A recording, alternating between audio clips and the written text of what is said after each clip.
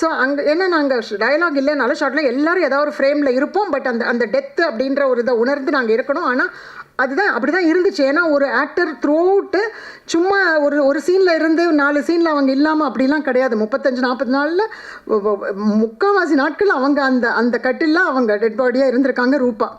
So அவங்க அந்த மாதிரி இருக்கும் பொழுதும் எங்களுக்கு வந்து அது சீரியஸாக இருந்துச்சு. அவங்க அப்படி நடிக்கிறாங்கங்கும் பொழுது கூட இருக்கிற நாங்கள் எல்லோரும் அதுக்கான உழைப்பும் அதுக்கான ஒரு இதை அந்த மூடு எமோஷனை கொண்டு வர வேண்டியிருந்துச்சு.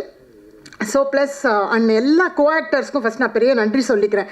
ஏன்னா எனக்கு கொடுக்கப்பட்ட ரோல் அந்த டேயில் பார்த்திங்கன்னா அது ஒரு பெரிய ரொம்ப முக்கியமான ரோல். ஸோ என்னையும் நம்பி அவங்க எல்லோரும் வந்து எனக்கு அவ்வளோ சச் ஒண்டர்ஃபுல் ஆக்டர்ஸ், ஒருத்தர் பேராக சொல்லலை, பட் எல்லாருமே ரொம்ப கிரேட் ஆக்டர்ஸ். நிறைய பேர் இதில் எனக்கு ரொம்ப க்ளோஸ் ஃப்ரெண்ட்ஸாகவும் இருக்காங்க. ஸோ எல்லாருக்கும் பெரிய பெரிய தேங்க்ஸ் சொல்லிக்கிறேன்.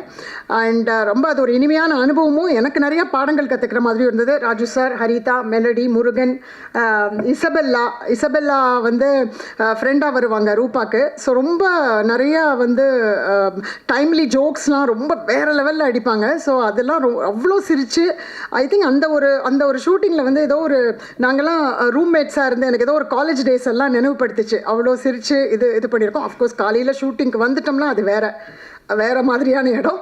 ஸோ மற்றபடி அந்த மாதிரியான ஒரு இனிமையான அனுபவத்தை கொடுத்த இந்த திரைப்படம்.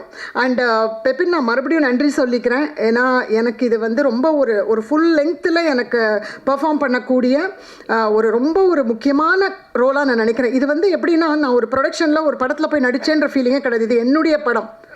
நானே இருந்து சொந்தமாக ஒரு படத்தில் அந்த அளவுக்கு ஒரு மைண்ட் லெவலில் இந்த படத்துக்கான இன்வெஸ்ட்மெண்ட் மனசளவில் இருக்குது. எனக்கு மட்டும் இல்லை, இந்த படத்தில் நடித்த எல்லாருக்குமே. நாங்கள் எல்லாரும் அவ்வளோ ஆவலாக இந்த படத்தை வரும்னு சொல்லிட்டு ராகுலையும் பெப்பினையும் அவ்வளோ பிடுங்கியிருக்கோம். எப்போ ரிலீஸ், எப்போ பண்ண போகிறீங்க, என்ன பண்ண போகிறீங்கன்ட்டு ஒரு பாயிண்டில் அதுக்கப்புறம் மறந்துட்டோம். அதுக்கப்புறம் இப்போ மறுபடியும் அவங்க பண்ண போகிறேன்னு சொல்லி ஒரு ஃபியூ மந்த்ஸ்க்கு முன்னாடி ஆரம்பித்தாங்க. ஏதோ இப்போ பண்ண போகிறோம் ரிலீஸ் அப்படியே சொன்ன உடனே விடலை. அதுக்கப்புறம் விட்டு அவங்கள தொணன்னு நச்சரிச்சிட்டு இருந்தோம். பிகாஸ் இதனால் வரக்கூடிய வாய்ப்புகள் நீங்கள் நடிச்சிருக்கிற எல்லாருக்குமே வந்து ரொம்ப முக்கியமானது இந்த வாய்ப்பு. அண்ட் அதை ராஜு சார் எல்லாருமே சொன்ன மாதிரி சரியான முறையில் கொண்டு போய் சேர்த்த பத்திரிகை நண்பர்களுக்கு ரொம்ப பெரிய நன்றி. ஏன்னா நீங்கள் வந்து அதை படத்தை புரிஞ்சுக்கிட்டு அதை சில விஷயங்களை நீங்கள் பகிர்ந்துக்கிட்ட விதம் வந்து அது ரொம்ப அருமையாக இருந்தது. அது ரொம்ப முக்கியமான விஷயம். இந்த படத்துக்கு அது ரொம்ப தேவை. ஏன்னா அவர் கதை சொன்ன விதமும் அங்கே ஷூட்டிங் நடந்திருக்கும் பொழுது நமக்கு 10 நாள்லேயே தெரிஞ்சிடும் அது வந்து அந்த டீம் எவ்வளோ ஒரு ப்ரொஃபஷனலாக ஹேண்டில் பண்ணுறாங்கன்ட்டு. எல்லாரும் கோடம்பாக்கம், கோலிவுட்டின் லேட்டஸ்ட் அம்மா எல்லாமே ரைட். நான் லேட்டாக தான் ஸ்டார்ட் பண்ணியிருக்கேன் ஆக்டிங். ஸோ என்ன கோலிவுட் அம்மான்னு கொண்டாடுறது வந்து எனக்கு ரொம்ப பிடிச்சிருக்கு. I'm happy.